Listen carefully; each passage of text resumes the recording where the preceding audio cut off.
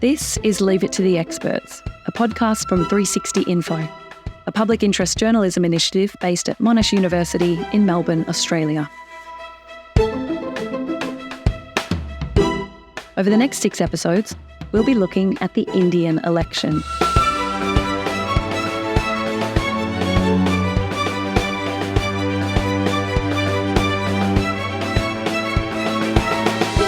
From the lands of the Kulin Nation, my name is Emma Hoy. It is a grand year for democracy, with over 2 billion people having the chance to vote in elections that will shape their futures. But among all the polls, the sheer scale of India's national election dominates in terms of numbers, logistics and importance to the region. What does democracy mean in India in 2024? The world's biggest election, that's in India, where nearly... It is a mammoth 6-week process to gather everybody's vote.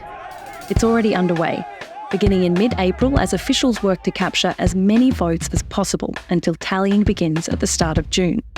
It is a long and winding vote that will lead to the coronation of India's next Prime Minister.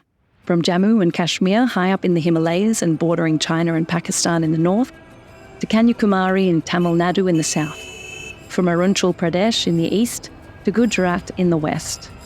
The Indian people are set to decide who will take charge of the most populous country and fastest growing major economy on earth. Whoever takes the job has the chance to seize the opportunity of an age, to harness the power of 1 billion people and potentially chart the path to take India to superpower status. But in the wrong hands, India risks being left behind in a rapidly changing world. So, what pressures are weighing on one of the world's most intricate and diverse nations as it decides who will become its next leader? Who are the main characters fighting to lead India into its next era? And what will this election mean for the rest of the world? This podcast will attempt to give you, the listener, an idea of the big issues facing Indian voters. We'll be covering a lot of ground, from climate politics to religious freedoms to the role of cricket in the election. But before we take on the world's biggest democratic exercise, let's break down the key players. Here's 360 Info editor Lachlan Guselli on the characters and coalitions trying to chart the path to victory on June 4th.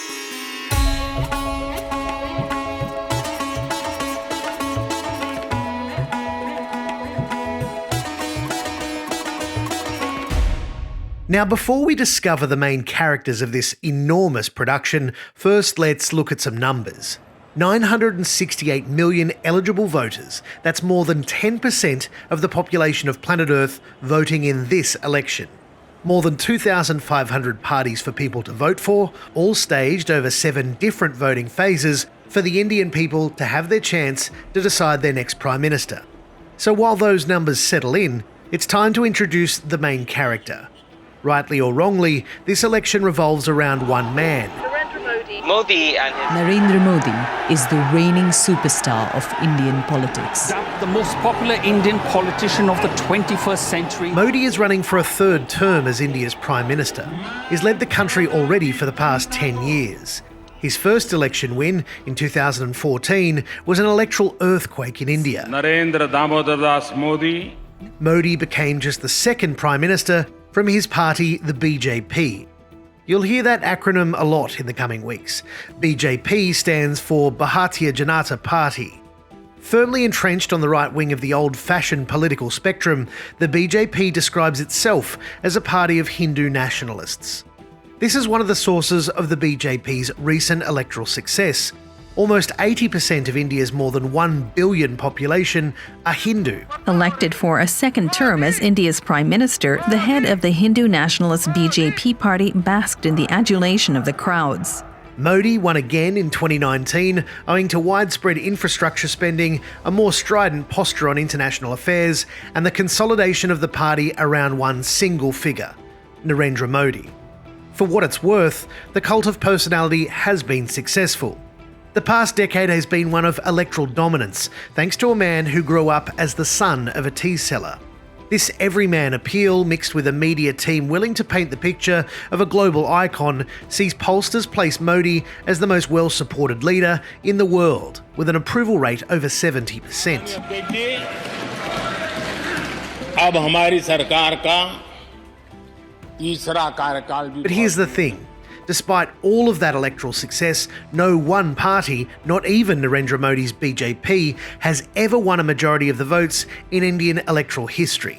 That's why you may hear Modi promoting the NDA, the National Democratic Alliance, a coalition group that includes centre-right to extreme-right parties. Bhajpa के नेतृत्व वाली NDA सरकार 14 different parties from the NDA hold seats in India's parliament from the 2019 election. Modi needs them to secure his position. Do you think you're going to win? 100% we are going to win. We are very confident. He is a brand that has entered every house. He is a brand for integrity. The other major coalition is known as INDIA, or India, standing for the Indian National Developmental Inclusive Alliance. Founded only last year, the coalition group brings 41 different parties to the election, chief among them the Indian National Congress. So before you start thinking that this is an election being fought by the dominance of the BJP over the small coalition of the India Alliance, history is actually entirely in reverse. Congress dominated Indian politics for more than 50 years, since the first post-independence election in 1952. The party was blasted out of power by the BJP in 2014, undone by corruption scandals and a flagging economy. Narendra Modi had been widely predicted, but what hadn't was the scale of the landslide. They won just 44 seats, and you may wonder that doesn't sound too bad, say, in Australia, but how does that translate in India? The Indian Parliament is based on the British Westminster system with two chambers, the lower house known as the Lok Sabha and the upper house known as the Rajya Sabha. The Prime Minister sits in the lower house with his Parliament members. The Parliament has 545 members, with party ideologies across the spectrum, from communist to democratic socialist to secular parties. 303 are members of the BJP and just 46 are members of the next largest, the Indian National Congress. So, looking at those numbers, along with the supposed most popular leader in the world fueling the world's fastest growing major economy, how would anyone assume they can beat Narendra Modi and the BJP machine? Well, politics isn't that simple, and despite the fact that many believe Modi will win the election, there are experts who believe this may be the moment when the music stops. Maybe not for the BJP, but potentially for the man who changed electoral politics in India. The country sits at the crossroads of history. What happens next will forge the path it takes.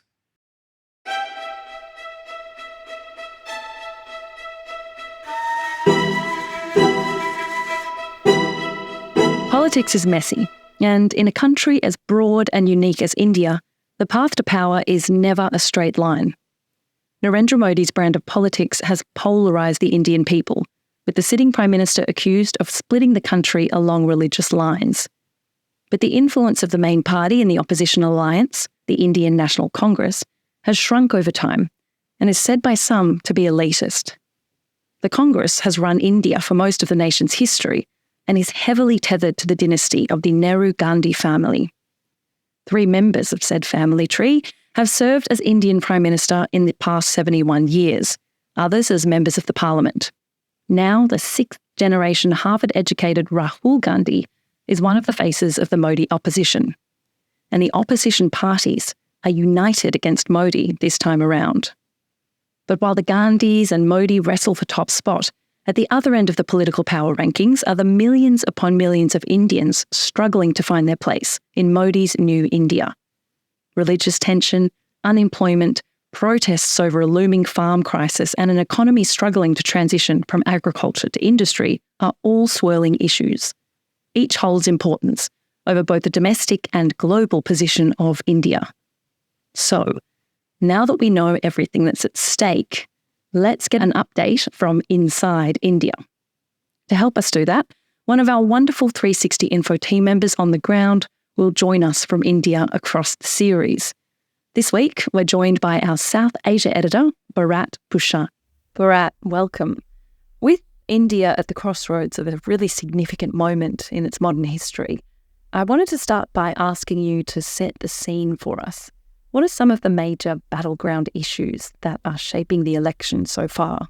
At a formal level, you could say the issues are about Modi's guarantees and Congress Party's justice guarantees. At an ideological level, the election issues are between Narendra Modi's majoritarian Hindu ideology and the constitutional secular ideology of the India bloc. They are for a secular, inclusive India, and Modi is for majoritarianism. Then there are issues of price rise, record youth unemployment, which form another plank of the election campaign. The BJP had initially hoped that its construction of a Ram temple at a site in North India where a disputed mosque stood, plus its changing of the citizenship laws to allow migrants from neighboring countries, all except Muslims, into India, would be major election issues. However, they seem to have gone into the background, and the narrative now is all about whether Modi will change the constitution or not. And the origin of this is in Modi's slogan that this time around, people should give him more than 400 seats in a 545-member house. And you require 2/3 majority to change the constitutions. Right. Bharat, you've just mentioned Narendra Modi and the BJP's internal confidence to get past 400 seats, but also that people are turning against the party. So how is the Prime Minister faring coming into the election? I would say Modi is weaker than ever before in this election. In the previous election, people were shouting, Modi, Modi, Modi. There was a frenzy about him. That's completely missing in this election. Earlier, he seemed unbeatable and people thought this would be a one-horse race, but that is no longer the case. I would say it's because Modi has not been able to overhaul the Indian economy. Jobless growth is there in the economy, but this means that the 12 million youngsters who are joining the workforce every year have no jobs. Wages are falling, especially in rural areas. There is distress in the agricultural sector. Yet another sign of Modi weakening this time is the voter apathy. Earlier, people would go in large numbers to vote. This time around, the voting percentages have fallen. People say it's because of summer, but those who've been on the ground, they say it's also because of apathy. And this apathy is because people are no longer enamored of Modi as they used to be earlier. So we've talked about Narendra Modi at length, and certainly he is a dominant player in Indian politics. But who are some of the other main characters in this election that we should watch out for, both from the government and also from the opposition alliance? In this election, in the BJP, no candidate matters. Modi is the candidate. The identity of individual candidates is immaterial because he's asking for votes in his name, on his record. So in BJP, the only person to watch for is Modi. And the people we need to watch out for in the opposition are Rahul Gandhi of the Congress, Mallikarjun Kharge, who is the Congress president, Mamata Banerjee, a formidable figure and Chief Minister of West Bengal, who is taking on Modi in a big way, Sharad Pawar, again, a major figure in Maharashtra, Akhilesh Yadav of the Samajwadi Party or the Socialist Party in Uttar Pradesh. So these are the major opposition figures, and it's what they say matters in this election. Now, as you know only too well, Bharat, there can sometimes be quite a stark difference between the issues that politicians want to focus on and what voters actually care about. So can you give us a sense of the major issues people on the street are talking about? How do they feel about the way the country is headed in 2024? Income disparities in India has become a major issue in this election. Independent statistical analysis shows that 1% of Indians own 40% of its wealth. What Rahul Gandhi has been saying is that the wealth that Mr. Modi has distributed, he said he will give it back to the people in the form of policies and job guarantee schemes. If we look at an election map of India among the two colours of the major coalitions, you've got the orange of the BJP that dominates the north, and then less so the further south. So how much of a role does geography play? Is it significant? The north-south divide exists in the minds of only psephologists and election analysts. BJP has not been able to make inroads into South India. BJP has only 29 out of 129 seats in the outgoing parliament in South India. And chances are that this number will go down. Now, the difference, if any, is something which India used to celebrate, which is the difference in language, difference in culture, and most importantly, the federal nature of Indian state. There have been several futile attempts to suggest that Hindi should be the national language, that it, somehow sort of it is elevated over all other Indian languages, that North Indian culture, that is superior to what the South Indians do. And this, the South Indian states, as well as some other states in the North and Northeast, reject. Elections, they're not just a window into national politics, are they? They're also a great way to see where a country's at in all parts of life.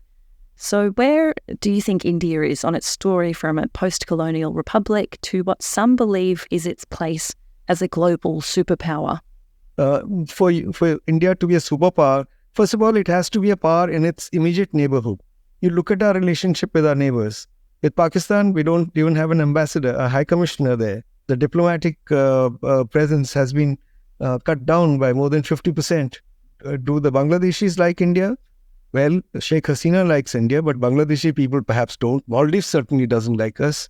Nepal accuses us of interfering in their internal affairs. So if you don't have acceptance in your immediate neighborhood, how on earth do you expect that people elsewhere will accept you as their great power? You don't take a stand on Ukraine. You don't take a stand on Gaza. In fact, initially our Prime Minister welcomed the attack on Gaza. Only later on, the Foreign Office backtracked. So I'm saying with these kind of aberrations in your perspective of the world, I think it's over-ambitious to think that suddenly the world will say India is a great power. India will reach there once our economy grows, once we mature as a democracy, once we become more secular, more tolerant. Only then can we say, okay, we have a voice not only in the region, but we also have a voice in the world. But before that, it's all pretension. South Asian editor Bharat Bhushan, it's certainly going to be a fascinating contest. Thank you so much for helping us understand what's happening on the ground in India. Bharat will be back with us next time as we discuss the role religion is set to play in the election and what that means for the future of India's secular constitution. For in-depth coverage of India's elections, head to 360info.org. You can sign up for our newsletters and Newswire for journalists and understand our work to fight against misinformation with university experts worldwide. I'm your host, Emma Hoy. We'll see you next time on Leave It to the Experts.